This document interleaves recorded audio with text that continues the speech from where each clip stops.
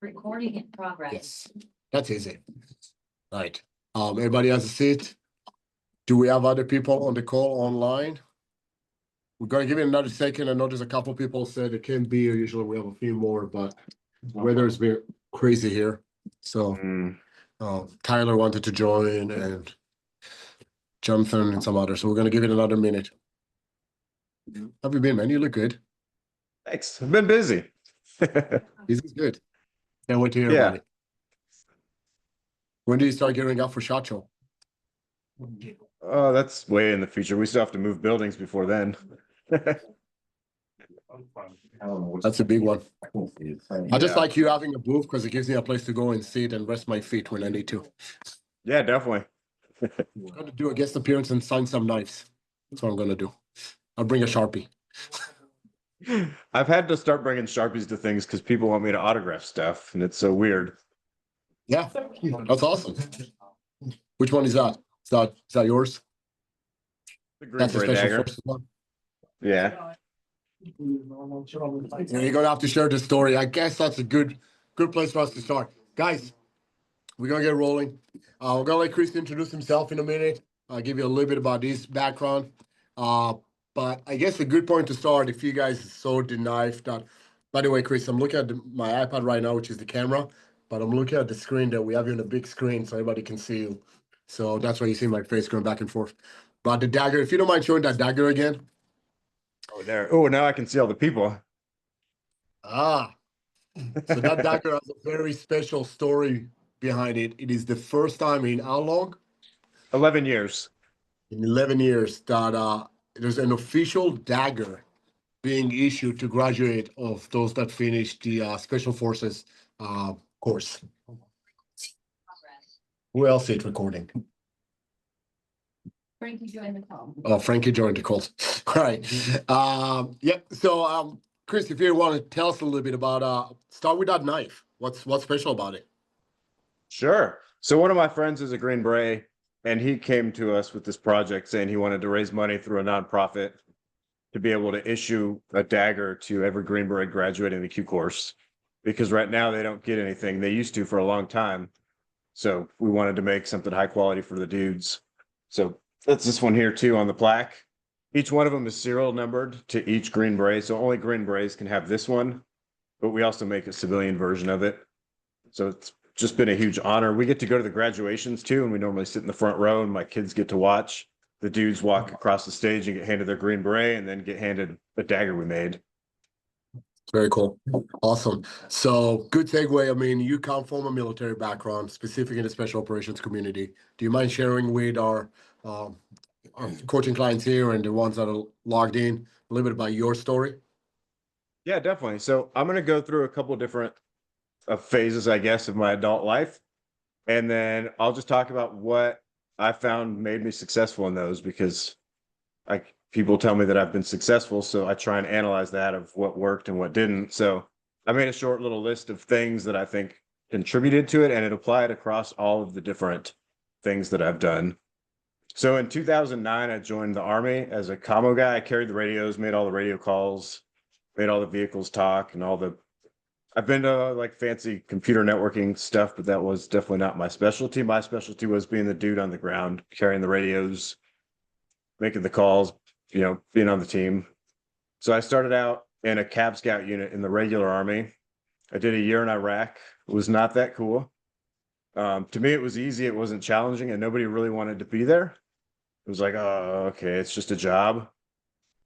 So I wanted something cooler. So I applied and got accepted to 160th SOAR, the Black Helicopter Unit. So that was really cool. I got to go through 5 weeks of Green Platoon, and it's just combatives and shooting guns and doing medical stuff. And then once I got there, it was really cool because we traveled a lot. We had a lot more freedom to do our mission. But people told me that I was the big fish in a little pond still. I had the highest PT scores and everything. And nothing, once I figured it out, it was pretty easy. So then as soon as I was eligible, I applied to go to the Special Missions Unit here at Fort Bragg. And I got accepted to that. I went through the selection program, which was pretty fun. and You're the then only one that spent. says that it's fun, by the way. People are like, that sucked. I'm glad I made it. You're like, hey, it was fun. The worst part was the psyche valve, because they sit there and they stare at you and they're like, you have this huge weakness. Do you know what it is? You're like, I don't know, man. What? I have There's no no right weaknesses. answer. Yeah. Well, I don't know. So that was the worst part of it all, to me. The physical stuff is whatever, but the psyche valve, they just stare into your soul and ask How you many really people? awkward questions. How many people are part of that eval? The psyche valve was just me and the psych. Okay. Do you have to go through an interview panel? I know some of the special mission units by our military, you sit literally in front of the full command and they all grill you. Yeah, that's the last part. Okay. And at the end of it, he started telling me the physical requirements I'm going to have to meet once I get there. I was like, yes, I made it. So that was pretty cool. Yeah, the board was not as bad as the psyche valve. Because I don't know. For common questions, it's like you're getting on a helicopter and you got to make a list of things. And you're like, oh, that's pretty easy, you know? And a million questions with this or that, or I don't know. I don't remember. It was a while ago, but the psyche valve. Well, I will say this, Chris, and I know you're going to get into this later, but you talk about some things that you can attribute to what made you successful. The fact that for you, you can come out of a helicopter and there's a list of shit that needs to be done, and that's not challenging for you, right? The reality, if you think of it from a business standpoint or anything, really, right? It's all about putting a bunch of tasks together and being accountable for all of it. And that is partially what I think made you so successful, right? I'm sure you're going to talk about some of that later, but just because you brought that up, I personally believe that the fact that that is not challenging for you is part of your strengths, right? Yeah, I guess. So I did 6 deployments in the Army. One of them was with the regular Army, and the rest were in either 160th or here at Fort Bragg. I've been all over the Middle East. I've done all kinds of things. I have this weird ability where I can pretend like I know what I'm doing and people just believe me. So I've gotten to do some things that I probably shouldn't have. I led a mortar ranger team for a few months. I'd never seen a mortar tube in person. I just saw them. I saw them doing it over there. My commo stuff all worked, and if there wasn't work I had to be doing, I just kind of watched, and then I would just start doing it, and then they let me, and then all of a sudden I was kind of running the team. Oh, let me mute everybody that is not muted. Yep, perfect. There we go. Yeah, I think So, got the hint. I don't know who it was, but but for some reason, I can just pick up on how to do things, and people let me. All kinds of things, even like in the Army and the Human Resources office, the phone rings and I answer it, and then I help people with their problems. And people let me. Like, why did you let me answer your phone? Standards are not very high in the military, apparently. I do it now. I'll help in people's booths, and people think that I work in that, like our handle material supplier at Blade Show. I'll work in their booth if I'm bored. And people just, and they start asking me questions about handle material. Eventually, I'm like, I don't know. I don't work here. And they look at me weird. That's I don't funny. know. I get You away with certainly it, so have I a guess I just do it.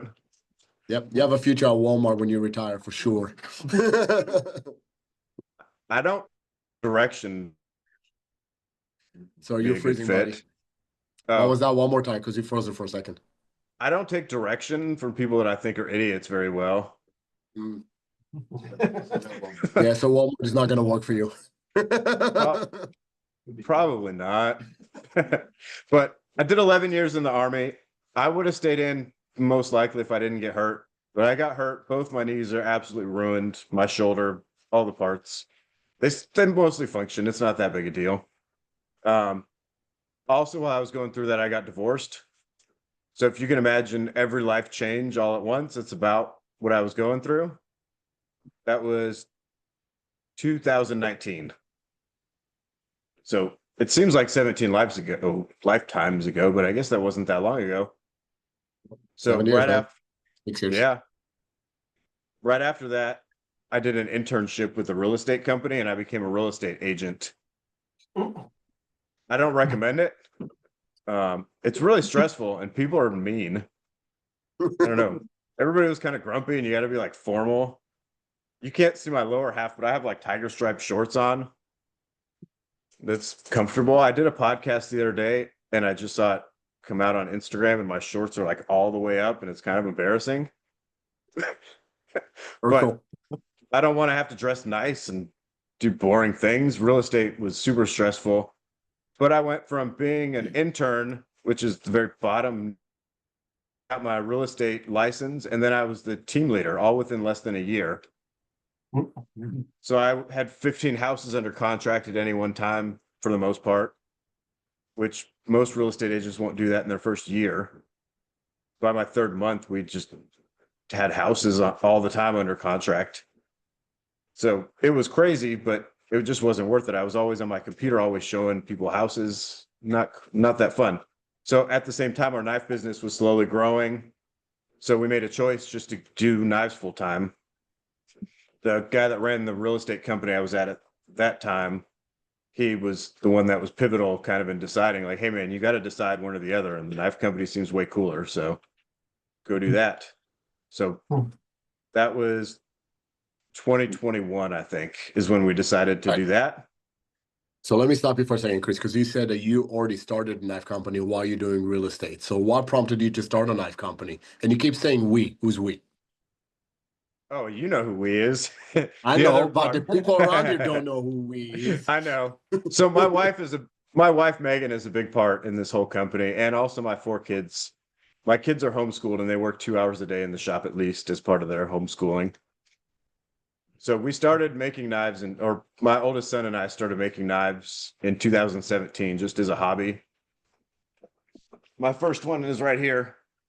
It's rough, but it was a lot of fun. We spent who knows how many hours on this, tens of hours, 30, 40 hours on this thing.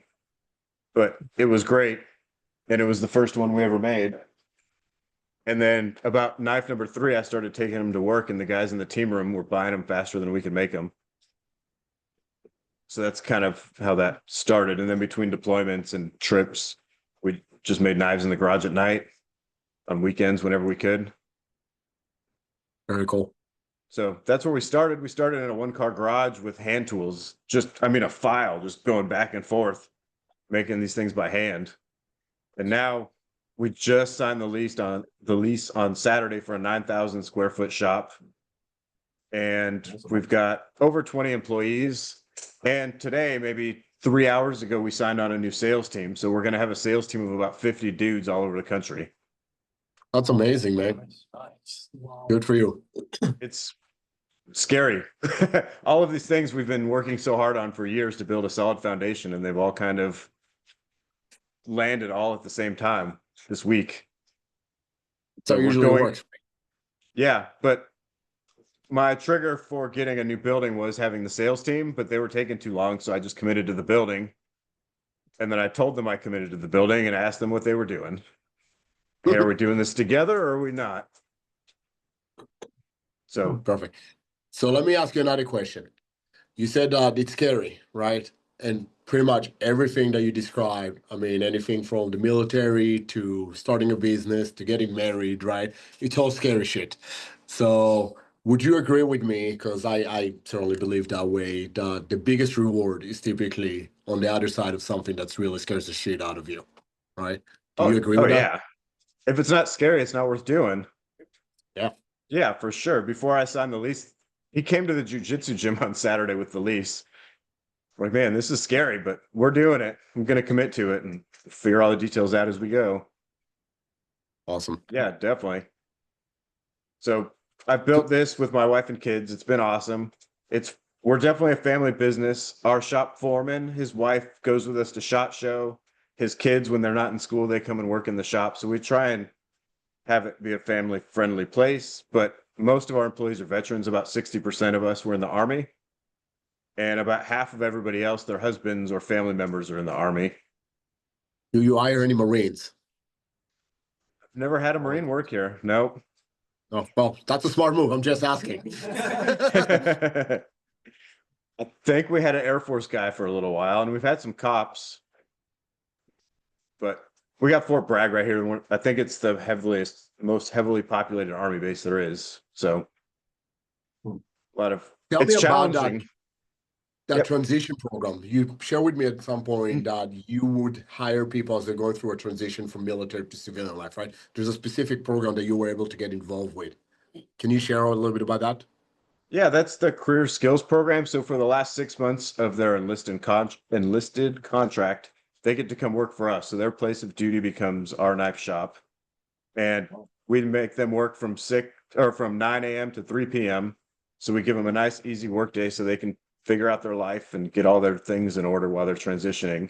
They also get to do it with a bunch of people that have already done it. So they're getting advice and kind of being reassured that everything's going to be fine on the other side of getting out.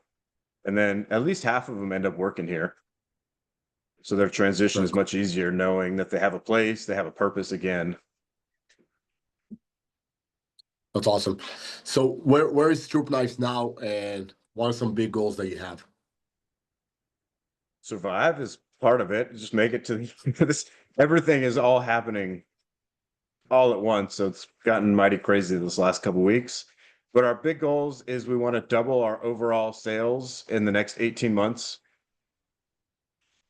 So I That's a big think it's goal. doable. Yeah. We'll probably be up about 40% this year over last year.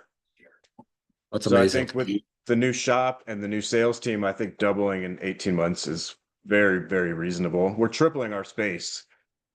So we'll have lots more room. We're also adding shirts and accessories and things. So that'll help drive sales. So it won't all come just from the knives. But I'd love to just keep growing because the more we sell in knives, the more we have to make, which means the more people we can hire and the more events we can sponsor and all the things. I get to write one of those big, huge checks at SHOT Show and give it to the Green Beret Foundation in January. Like Oh, very giant. cool. Very cool. It might be a 6-digit check is how much I think we'll have donated to them this year. That's amazing. So it's a considerable amount of money. Yeah. It's a write-off though, so it's all good. Yeah. That makes it not count. It's not real. It's all real money. It's a big check. It's monopoly money. Yeah. But we'll get to go to their event and say, hey, we're really supporting your program because they're the ones that fund the Green Beret Dagger. So Right. a big part of what we do is we sell as many of these as we can and the heritage version to help raise funds for the graduation knives. I'm just throwing it out there. I'll be at Chacho. I'm gonna need 4 tickets. Just throwing it out there.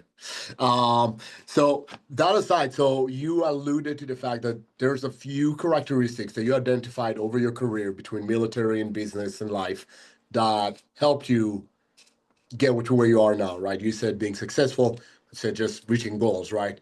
Which arguably can be the same thing. What are those characteristics that you believe make someone succeed? These aren't in any order, so don't think just because they're in order that it's a priority list. They're just the order that I came up with them. So be a good human is the top one. Everything has to pass that test. If you can't pass the good human test, then it's not the right move, no matter what it is. How It do you doesn't test matter. that? I agree guess with you, by the that's way. I think character is number one, but how do you test that? Because really what I found over the years is that it's experience. You hire someone with the best intention, you think they're good humans, and then they do something to prove you the opposite, right? So it's always retrospect in a sense. Yeah, so we've gotten good at hiring and selecting our team really well. And then we model that behavior of being a good human, even if it costs us money or takes longer to do the right thing. So how do you test it? I guess I don't know. That's a tough question that I can't really answer. So I don't know that there is an answer to that. I didn't mean to put you on the spot. I do. No, you're good. I think, because I agree with you. I think being a good human is number one character trait that we're looking for, right? I don't want to work with assholes. And if you share my vision, share my culture, then you got to be a good human being, right? That's why I enjoy working with you, for example. But the the reality is that when I hired somebody, and I know you've been through that experience because we talked about it, but you make bad hires, and sometimes you can't find out until maybe it's too late, right? But to your point, and I think you do know how to gauge that is you model other people's behavior, right? So if you know what works for you, then somebody meets those criteria, then they're probably going to end up being better than somebody that didn't. Yeah, definitely. So the next thing I have on the list is do the hard work, especially if it's boring. Most people aren't willing to do something for a long period of time, especially if it's hard or boring or both. So it's easy to get ahead when you're willing to. In an example, in the regular army, there was always, hey, we need a dude to do a thing. And I would just stand up and say, hey, I'm here. Let's go do it. It didn't matter if it was digging a trench, stacking chairs, going on a mission that sucked or whatever it was. But it always works out. Like just do the things. Because Yeah. a lot of the things that are really important are boring and take forever. Investing, right? Building your savings or your brokerage account and your 401k or whatever, you just put a little bit of money into it for a very long time. It's boring, it's not exciting, but then you go to retire and you've got millions of dollars. Yep. Build relationships and just help people for fun. I'm a big fan of just if somebody needs help, I'm going to help them. I've had other knife makers out to the shop for one kid came out here for a whole week. We taught him everything there is that we can teach him about knife making. So I just think it's helpful to help everybody around you. It always works out in the end because you Yeah. don't know what that person needed or how it's going to circle back. But just be nice, build relationships. Relationships always come in handy. I like to make friends with everybody I can. And then a lot of times I connect friends with friends. I connect BK with people sometimes. Hopefully that's helpful. Yeah. But I do that for a lot of people. I'm really good at making friends and figuring out what people need and connecting people. And that's part of just helping people for no reason. Nobody even needs to know I was a part of it. Just help out. Another big one is Which you're going to mess up. Oh, go ahead. that's I was about to say that it is very much against current culture nowadays, specific with the younger generation, right? So I love the fact that you're saying that. By the way, if you haven't, you got to read a book called The Go Giver, because it's you. But that's the idea behind it, right? Do more than you're expected to do. Do it for no reason other than helping people, right? And the reward is there. The reward is going to be there at the end, whether you expect it or not. It doesn't matter. So I agree with you. You got to do things for the right reason, and relationships are key for everything. Sorry, I don't mean to interrupt you all the time, but No, figure you're things. going to do it. I like it. You're going to mess up a lot. It's just part of doing something you've never done. Yep. You've never done tomorrow before, so you're probably going to screw a lot of it up. You're going to screw things up with your kids, with your wife, with business. Some of those decisions that you make are going to have really bad consequences that you couldn't foresee. So it's going to happen. You just learn from it and you move on. The kind of how we talk about it at work is if I hand you back this knife and it's not sharp, that's okay. Just make it sharp. We're not pointing fingers. We're going to learn from it, especially if it's a bunch of them. We made a mistake. The things aren't sharp. We're just going to make them sharp. So we worked really hard to have that culture. We had one guy, I turned back, I don't know, 3 trays of knives and none of them were sharp. And he had a hissy fit and like threw stuff and stormed off and quit. Like so He see you wasn't the later. right person for you. No, 100% not the right person. We had to work really hard to model that that's not the culture and the behavior that we want to happen here. You can't let people have emotional spats over something that's objective. It's not sharp. So Right. we worked really hard to create that. But that goes with making mistakes. People are going to make mistakes. We encourage people to experiment.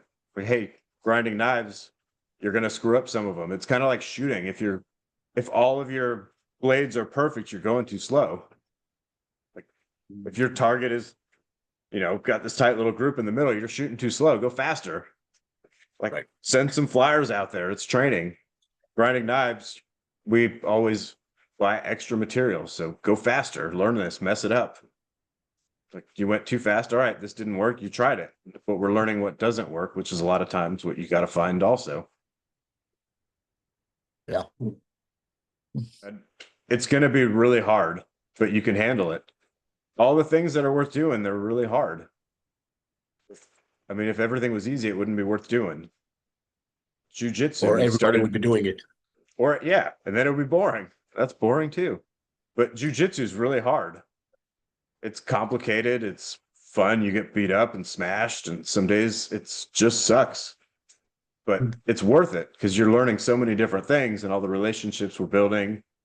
Our whole family does it. This weekend, my wife is doing a jujitsu tournament. Oh, good for her, man. That's amazing. Yeah, and the three boys. So she's almost 40 and she's never done anything physical in her life, pretty much. She weighs like 103 pounds. And Soaking. she's, yeah. So she's taking a chance. She's doing something hard and something scary. She's scared shitless to do this, but she's doing it. She signed up. She wants to set the example for our kids and show herself she can do it. So few years ago, she wouldn't have even considered that. But I think because the environment we're building at work and at home of like, we're going to do hard things that are scary, it's no big deal. It's going to work out. Right. And you can Go do it. Megan. You might.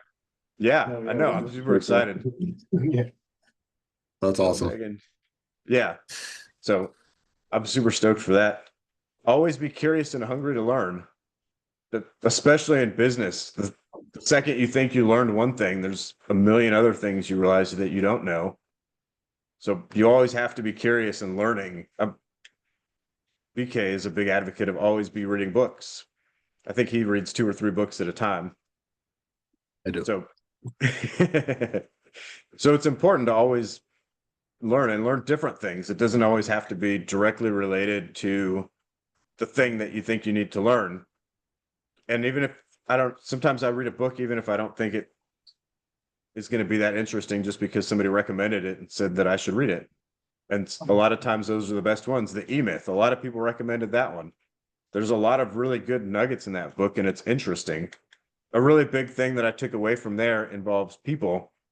The trap of you're trying to grow, so you hire somebody that's kind of older and has a lot of experience, and you just give them too much freedom to go and do things, and they start hiring and doing things on their own without your oversight. And then all of a sudden you get down the road and it's like, holy crap, how did we get to this point? It's because you let the person have too much freedom.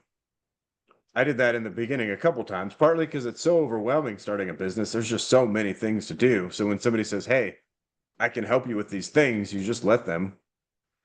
But you can't. It turns into this whole mess of like, holy crap, how did we end up here? So can I ask you a question?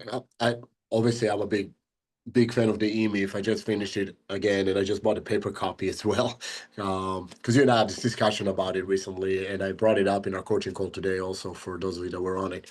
But the whole idea of systems and implementing system is huge.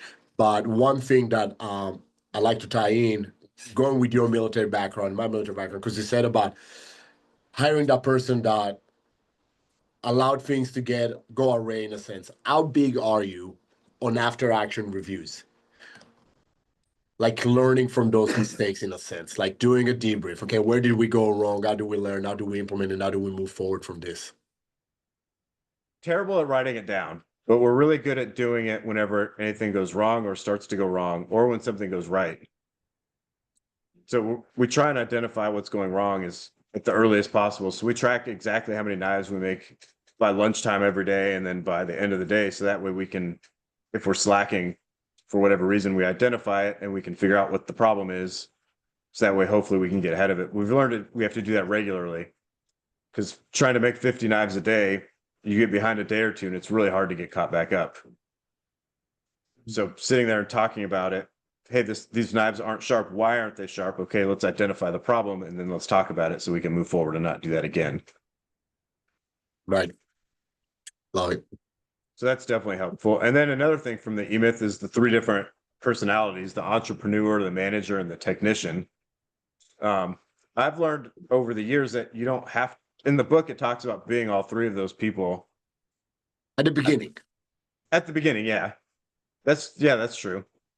But I've hired managers and technicians, so now I've got 2 shop managers and then a bunch of people to make knives. That way I can focus on the big picture thing, or all the big picture things, the connections and everything else, putting all the pieces together. So it's super helpful to have the right people doing the right things. And it takes a long time to figure out what that means. And that's part of, you're going to screw that up a lot. It's really hard to find people that align with your vision and that care enough to carry it forward. So realizing that if you're going to be the guy running the show, you got to be the entrepreneur and be able to pull away from the business. And you have to have that relationship with the people running the shop that I can say, hey, why is this taking so long? Let's figure it out. And they don't get emotional about it and think you're attacking them. Sometimes they still do this afternoon a little bit, but not a big Well, it's deal. hard also to do it when you come from the technician side, right? So I think most people that go into business, entrepreneurs, yourself, myself, we go into it because we're good at something. And so we go as the technicians, and then at some point we have to make that transition, right? And for some people it's hard, and I know it was super hard for me. I still I still find myself being challenged by it. And oftentimes, if I see something not done the way I would like, I tend to want to jump in. I've been better about it recently. At least I think I am. I don't know. We can ask my staff here.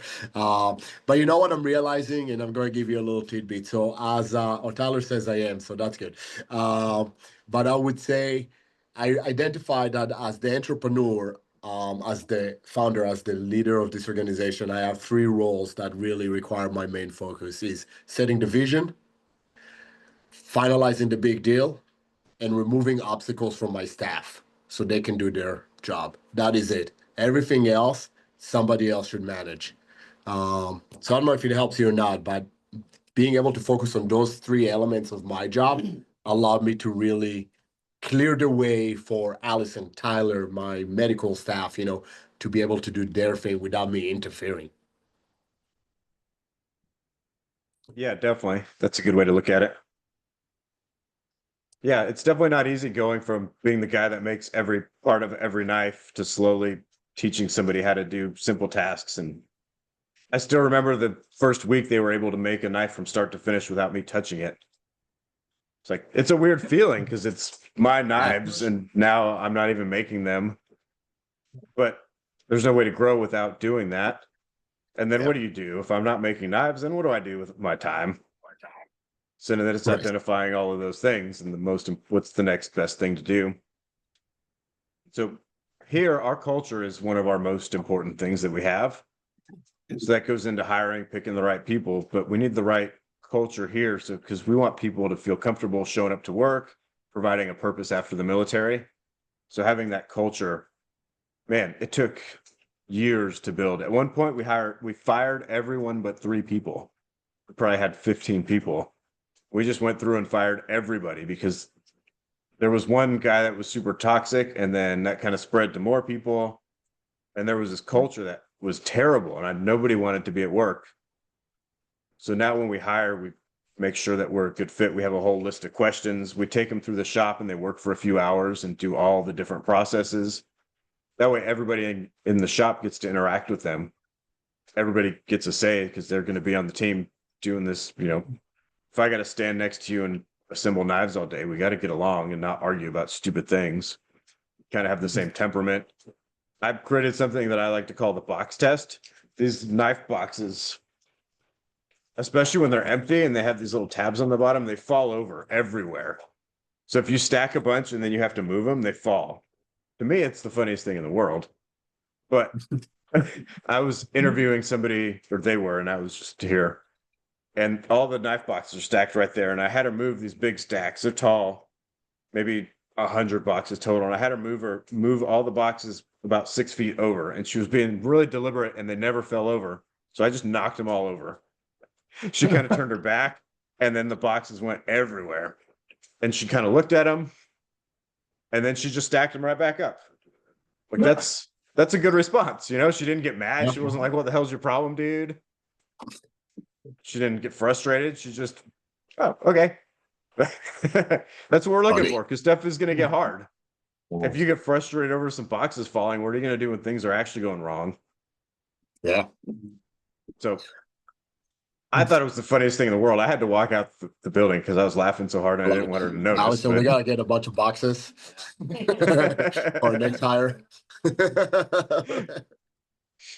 But I don't know. It's hard to figure out who somebody is. They're going to move bourbon bottles here, apparently. Oh, geez. Empty ones. That seems a little more high risk, but all right. Hey, jump in. That's funny. But it's really hard to tell who somebody is, especially in a couple-hour interview. and we're bringing them into our family. So I got to do something to. We'll also give them a few knives with different handles that are all wrong, and see if they can figure out which one goes to which thing. Some people can't; they just put the wrong thing on, and like, it's close enough. And you're like, yeah, that's not who we're looking for. A knife is only this big. Every detail on it has to be perfect. You don't get to really mess that up. So we need people that are looking at all the little details. So next is stay humble and approachable. A lot of people, been in the military. I worked with a lot of different organizations. The middle ones, like the Green Berets, the Rangers, things like that, they thought they were the coolest dudes in the room. But then the higher you get up the ladder and the cooler the person actually is, the more approachable, the more humble, the more helpful they are. Maybe, I'm sure there's a psychological reason, maybe because they don't have to prove themselves or whatever.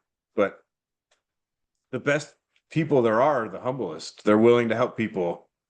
They're willing to just be normal people. So I've tried really hard to, especially as it's really weird. People come up to me at events now and want my autograph.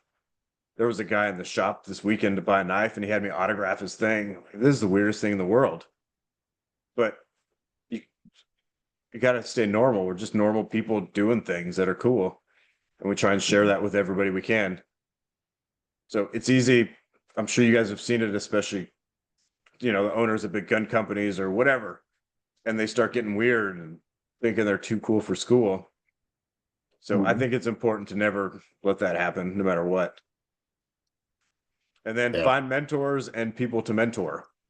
So BK has been a huge mentor of mine over the years. I've asked him 8,000,000 questions, and every time I have some kind of big change or make sure it passes the sanity test. And he's been a huge mentor. You 'Cause I froze there know- for a second when you were saying Oh. good things about me. So I think that was on purpose. Yeah. All of my success has been accredited to BK. That's what I said. There you go. But you got to have people you trust, because if I came to BK with a stupid idea, he's going to tell me it's a stupid idea. You have to have people that are going to pick through the details of it. Hey, is this the right time? Does this make sense? Is this realistic? Like, don't be a retard, So you need somebody that's going to tell you those things and not just say, oh yeah, man, that's great, go for it. So having BK has been a huge help. And then having people to mentor is helpful because it makes you look inward. Like prepping for this call, I had to type all this stuff out and think about why I've been successful. So it makes you think about what you're doing. There's a couple guys, I don't even know where they live. I honestly don't even know their names, but they call me a lot with business questions. I can see their face because I've met them in person a few times, but I'm terrible with names. But they ask me all kinds of questions, and it makes me also think, how did I overcome that? Or what would I do in that scenario? And it makes you better at everything because you have to think through it. So that's pretty much the list of the things. The biggest one is just, does it pass the be a good human test? Everything else kind of works itself out from there. The money will work itself out. Just work hard and. Yep. So I'm gonna add a little bit to the voids that Chris, being the humble guy that he is, left out a little bit. So Chris built his company seriously from starting a garage, as I said, with his kids and wife, and build it into this huge success. I mean, if you go to his booth for Chacho, it's typically one of the busiest booths around, and the one that you hear people talking about the most, which is a gun conference. Well, it's not like an outdoor conference, but it's gun centric, and there's a knife booth that gets the most amount of attention, right? What he built is, I would say, nothing short than extraordinary. I am honored to have known you. I met Chris through, it's a relationships, a mutual connection. I knew that I wanted to design a knife, and he said, "Listen, through the makers community or whatever, there's this guy, and you should reach out to him." So I reached out to Chris, and he designed. If you look at the screen, our far left corner on top of that board, It's the Desert Fox. That was my first design. That's the first knife he did. The one next to it is the Arctic Fox. That's our later design. So both of them made by Chris, and Chris worked with me. He's like, yeah, we'll help you do it. Yep, there they are. So, I owe what we've done with the design and with knife making to Chris. And he said about being a good human being and just, I mentioned the go giver, giving more than you ask for and so forth. He was just willing to work with us and do what needed to be done to make it happen. And I am grateful to you.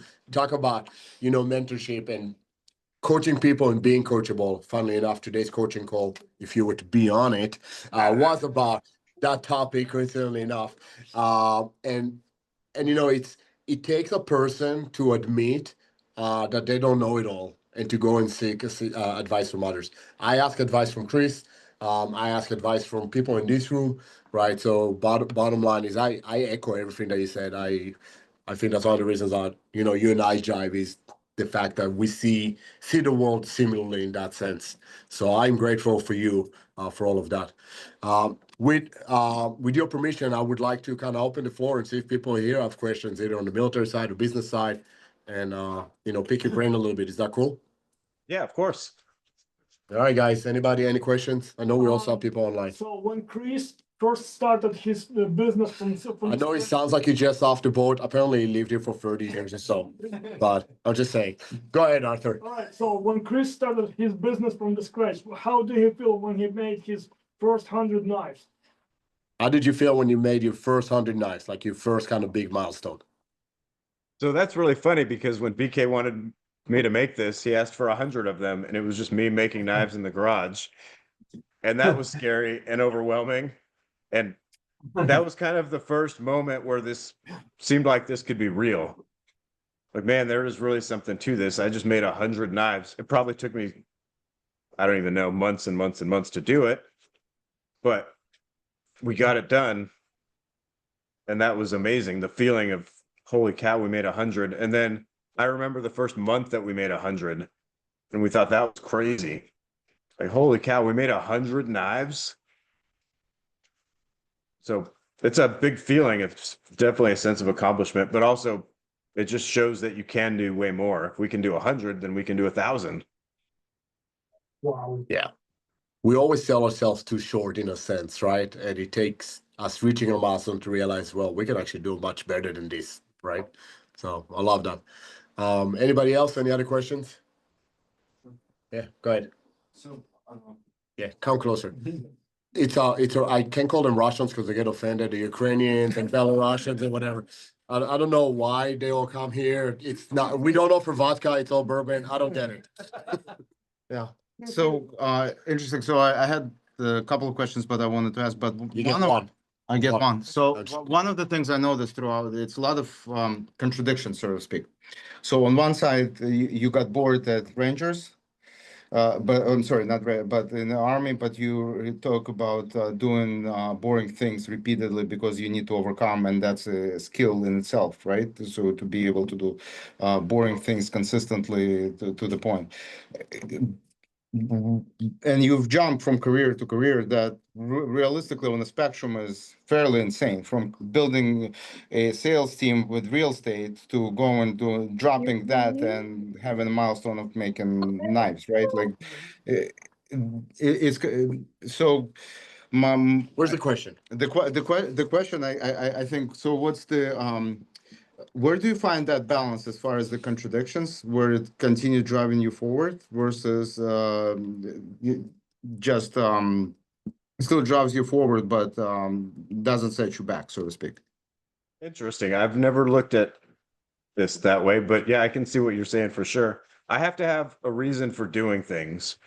So the regular army was easy to me. It was because it wasn't challenging. I didn't see a reason. There wasn't a next thing to do. Same with real estate. I got really good at it and I didn't see a reason to keep doing it because it was so stressful and there wasn't I wasn't working towards a goal of a thing that I wanted to accomplish. So I think there just has to be a reason to do the long, boring thing, right? Investing money over a long period of time, there's an end goal of retiring or whatever that I'm investing for. I guess that's how I'd answer that. And I would echo that in the sense that there's got to be a why, right? So it's easier to find the grind and do the hard things consistently and continuously if that why is there, right? I know what my vision is for this company, so I'm gonna keep doing this. I've been doing it we started in 2007, so we've been doing this for 18 years, right? And the main reason is because I there's a why, there's a reason, there's something, right? If I had to do I worked for the state for 3 years. I'm like, there wasn't a why there. I did the same kind of work, but it wasn't for me. It wasn't for my family. It wasn't for the greater community. There was no why, so there was no drive. I don't know if that helps. Would you agree with that, Chris? Yeah, definitely. Even simple things in the regular army, I got promoted to E5 and I couldn't even take my own trash out because that was weird. We had privates for that. Like, I can take my own trash out. I can't do this. This is, or unloading a truck. Like, we've privates to unload trucks. Yeah, but I'm here and I'm standing here. I'm not going to watch them. I had to find something different. That, to me, that's boring. Yeah. Interesting. Did that answer? Yeah, that's Cool. Thank you, Dennis. Anybody else? Any other questions? Yes. sir. I have one is, how do you know when a task is too much and then you need the help? You need to hire someone else. You need, like, your ability to do it. You could do it, but hiring somebody would free you up to do other things. How do you know when to kind of let go of those things and allow someone else to come in and take up those responsibilities? Did you hear that, Chris? The microphone Yeah. is on my iPad. Yeah, No, no, that's I can fine. hear. Yeah, I okay. can hear. You're clear. You're good. That's really tough. I started with one person just to help make knives slowly, and then built it over time. Like, I don't even know how you would identify that. I guess make a list of all the tasks that you are currently doing, and then identify the ones that make your business the most money or that you enjoy the most by doing them. Those are the things that I found I got rid of first, were the things that I don't enjoy doing. So that's where I would start, because if this isn't fun to you, you're going to suck at it. That's because it's going to get hard. So if you don't have a reason and a passion to keep doing it, you're not going to do it as well as if you loved doing it. So get rid of the things that suck to you, because somebody else will love doing them. I hate bookkeeping and PowerPoints and spreadsheets and all. I have a couple of people that do all that for me now because I'm not good at it. I mean, I'm really good at it, but I don't want to be. So it's annoying. And then it takes that, like, I'm excited to be here away from me. So if I can have somebody else do that and I can keep being excited to be here, then that's probably where I would start. If I were going to start all fresh, I would hire people to do the things that either the things that I absolutely don't know how to do or the things that I don't want to do. Yeah. And I would add one more thing, and sorry to keep chiming in, Chris. I like bouncing things with you because I think we do see things very similarly. There's a guy both Chris and I know. His name is Dan Martell, and his big thing is 80. It's all about buying back your time. It's like as a lot of entrepreneurs, they're like saving money, but by doing so, it costs them time. Right. And Dan's approach is like you gotta free your time, even if it costs you some money. And 80% done by somebody else is still 100% freaking awesome. That's his line. And the idea is that it frees you to do the higher level stuff. There's gonna be a point in the company where you keep doing the manual work. Yeah. It's not gonna grow the company anymore. So, like Chris said, as the leader of the organization, as the CEO, as the owner, he just has to focus on different things. And if he was on the floor grinding knives all day, he wouldn't be able to be where he is today.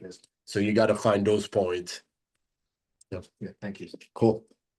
Yes, Dennis, question number 2. question number 2. How are you able to work with your family the whole day and get them on the same page and not? Because that's might be like you can fire an employee, right, and move on with your life. This is a little bit different dynamic. Yeah, Tyler, you're fired. No, you're not. Hey, don't. You're not fired. They all like to beat each other up on the mat. Right, but then They but drop this is us. Different types of grappling, though. Honestly, man, that's a whole challenge of its own. Yeah, because I would have fired my wife multiple times by now. But I think just clear communication and having that separation of work time and not work time it's easy to let a business take over your entire life. So we try really hard. Unless it's things that we enjoy. If BK called, I'm going to answer that work call, or a few other people. But generally, if it's after 5 o'clock, then I'm not going to do work things. So we tried hard to separate those and keep them apart, especially my wife and I. That helps a lot. We're not in bed talking about work things, because there's got to be separation there, and just clear expectations and learning how to communicate with each other. I've learned that my wife likes very clear directions. She wants me just to make her a list of things that I need her to do, and then she'll do them. So I can't just expect her to do things that I think she should do. If I just write them down, I know she'll do them. With my kids, we started out simple. They would just work in the shop when they could. Putting belt clips on sheaths or oiling knife handles, things like that. Now my almost 15-year-old can do just about the entire process. And as they do more and more things, I find the things that they enjoy doing, and I let them do those for the most part. And it's helpful that there's a whole bunch of other adults here that they get to work with. So they're building relationships and friendships with them. So they find the people that they get along with and they work with them. It's taken a lot of years to get to the point where sometimes it doesn't suck. Sometimes it did suck and the kids are arguing and you're like, but teaching them how to make decisions and how to resolve their own conflicts has been really helpful. The 3 boys are just a powerhouse of a team. They can accomplish a lot of things on their own. They can also outshoot and out jujitsu most adults. So that's pretty fun. But it's taken a lot of years to get them. It just takes time and patience. They're going to mess it up just like everything else, but they're kids, so they're going to mess it up a lot more. So that's going to happen. It's part of the process. You can't get mad about it. But it's not easy including your family in the whole process. But to me, it's definitely been worth it. This is our 2nd year doing homeschool. Just their behavior and their level of maturity is so much better than when they were in public school. They argue with each other way less. They don't complain about anything. I guess maybe everybody at public school complains all the time. So they would just come home and complain. Now, if somebody complains, they make fun of them. Like, what are you complaining about? Tell me something cool. But it's taken years to get to that point. And it's not as exciting because we used to have kids threaten to like bring their uncles to our house and fight us and stuff. That was always amusing. They never actually did, but yeah. I will say Chris owns a bunch of pigs. And we have a But let me add one more thing. So, Chris, one more thing about your kids being so involved, that entrepreneurship spirit, right? That bug, I guess, beat them too. They started their own thing, right? Yeah. Want to tell us about that? They started a 3D printing business. They're printing. The main thing they do right now is little keychains with each belt for all the jujitsu belts, the kids' belts too. And then they're starting to print all the trophies they give out at the jujitsu tournaments around here. So they're having fun. They saved up and researched and found the printer they wanted, learned how to use it, learned how to do their own 3D modeling. They researched how they built their own website, and they've done it all without my help. I kind of asked them questions to make sure, especially when it involves money, just because I know I'm going to have to shoulder any issues that come up with that.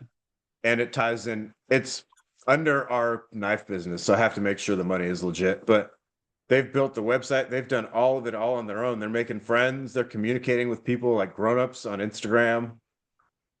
So it's just been really cool to watch them do that. They've each sort of found their own little part of the business they enjoy doing. And it came naturally to them because that's what this is their life, is business now. And I run things by them.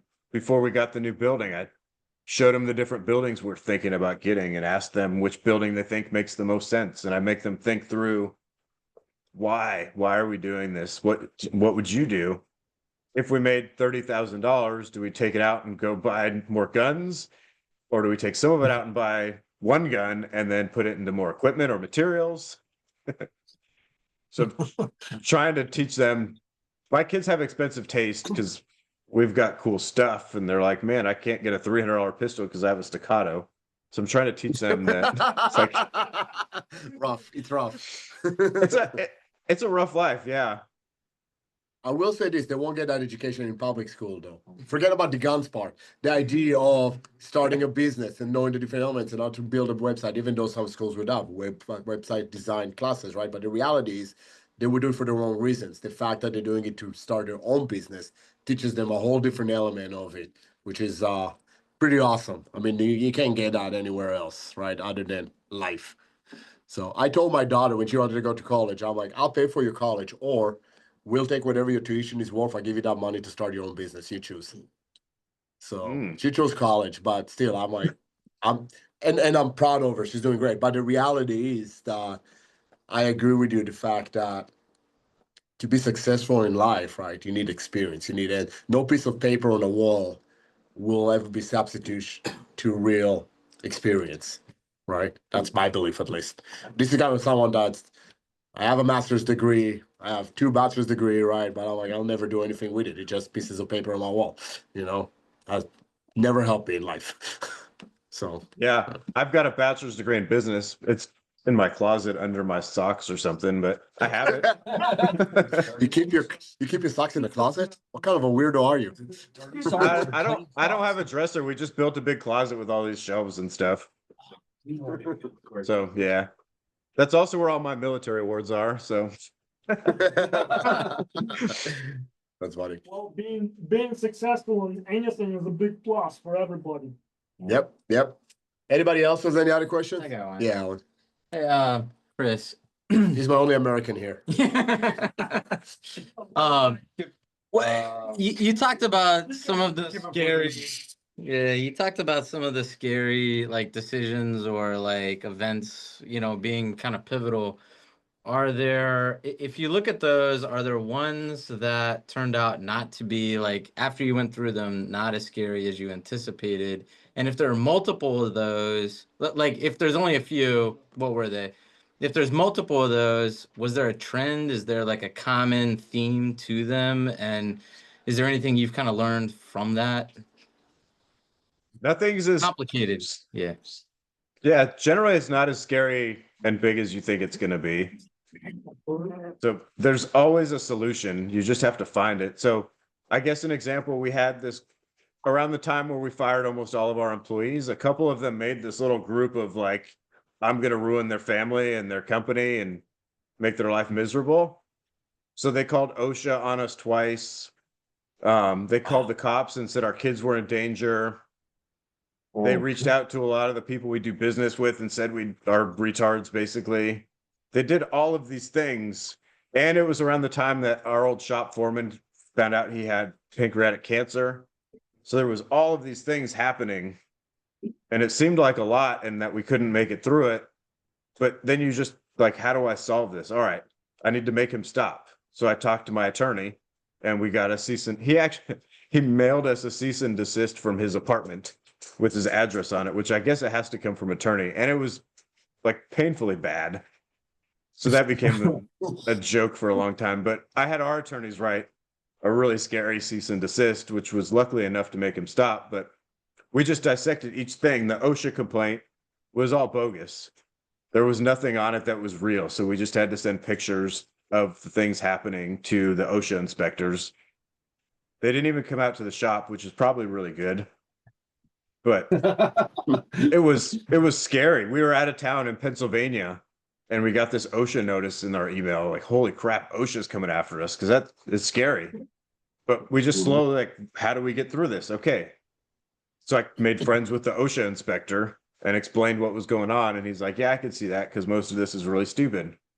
And so I had to send him a couple pictures. We had to put up an exit sign above a door, just like a little piece of paper that said exit. And that was the only thing we had to change.